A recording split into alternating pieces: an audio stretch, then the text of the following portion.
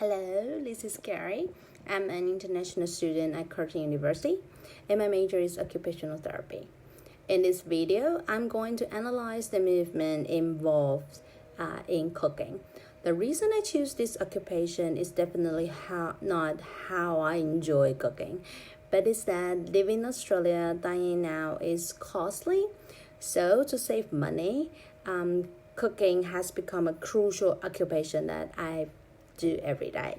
So today I'm preparing to make a typical Asian dish, stir-fried veggies. The three tasks that I'm going to analyze will be getting veggies from the fridge, taking the washed veggies to the stove, and pouring the cooked veggies into the plate. So let us begin. I usually put my veggies at the bottom of the fridge, so I have to bend forward to grab them.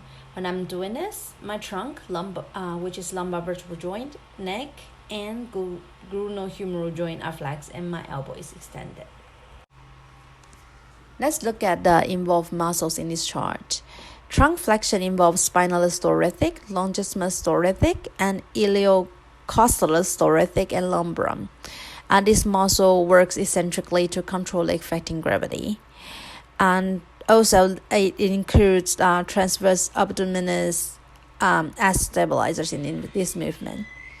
Neck flexion involves anterior, middle, and post scalens, sternocleidomastoid, longus capitis, and longus collicis. This muscle, in order to move against gravity, they contract concentrically. And transverse spinalis plays the role of stabilizing this joint here. And for glenohumeral flexion, it involves anterior deltoid, clavicular pectoralis major, coracobrachialis, and bicep brachii. And this muscle works concentrically to move against the gravity. And it got stabilizers as well, which is rotator cuff. And for elbow extension, it involves brachialis, bicep brachii, and brachioradialis, which works eccentrically to control affecting gravity. In this task, joint mainly do flexion and extension. Therefore, movements all happen in the sagittal plane and frontal axis. Now let's move to the next task, which is holding the basket with full of washed veggies and turn toward the stove. So to hold the basket, my hand have to do a cylindrical grasp in the sagittal plane and frontal axis. And I have to roll my trunk in the transverse plane and longitudinal axis. And my wrist will be on a deviation in the frontal plane and sagittal axis and remain in extension position. Then comes to the muscle again. Trunk rotation involves external oblique contralaterally contracts and internal oblique ipsilaterally contracts. And because gravity is eliminated while doing this, both muscles have contracted concentrically to create a movement. And cylindrical grabs involves FDS, FDP, PI, DI, ODM, OP, ADDP, FPL, FPB, and PDM. Since I'm only maintaining the holding movement, these muscles work isometrically. Wrist on the deviation involves ECRL, ECRB, FCO, and APL. So this muscle works eccentrically to keep the basket in a reasonable level.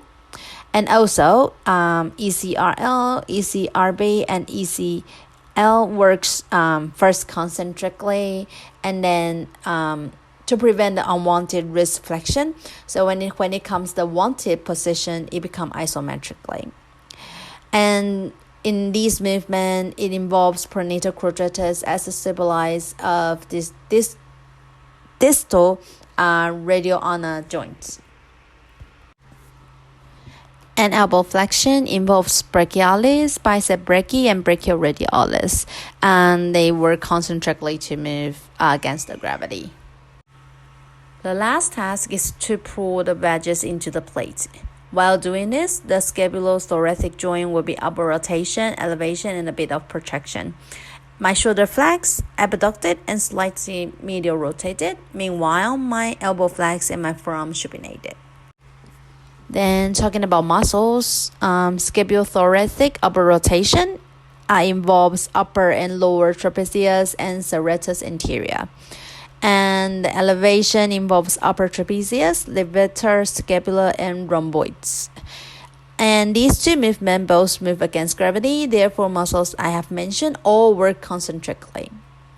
Scapulothoracic projection involves serratus anterior and pectoralis minor, concentrically contracted, while gravity is eliminated in this movement. And this movement also include muscles like rhomboid major and minor, serratus anterior, and pectoralis minor as stabilizers. Glenohumeral flexion involves anterior deltoid, clavicular pectoralis major, and coracobrachialis, and bicep brachii. And abduction involves anterior and middle deltoid and supraspinatus. These two movements both move against gravity, therefore, again, muscles I've mentioned all work concentrically. But when it's doing medial rotation, muscles have to control affecting gravity, and so infraspinatus and teres minor and post-deltoid contract eccentrically. This movement includes rotator cuff as a stabilizer to stabilize the glenohumeral joint. Elbow flexion again involves brachialis, bicep brachii, and brachioradialis, and they work concentrically to fight against the gravity. When doing pronation, because my hand was a bit supination in the very beginning, so the pronator teres and pronator quadratus work first to initiate the movement, and when the wrist comes to the neutral position, bicep brachii and supinator will start working eccentrically to control affecting gravity. Okay, so these are the 3 tasks I present in this video and their movement analyzed. And now I will move to the next part, which is how to make tasks easier. For the first task, if I move wedges to upper layer, I don't have to bend my trunk that much and reduce the change of center of gravity and the range of motion of lumbar vertebral joints. When it comes to the second task, it could be helpful to sit on a high swivel chair so the abdominis muscles can be less contract while your lower limb and the chair can assist occurring the movement. Or since you're sitting, you've got a bigger base of support, it will be easier to move your trunk. So for the last task, if I use spatula at the same time when I'm pouring, ROM of pronation can be decreased. So this is the end of my project, and thank you for listening.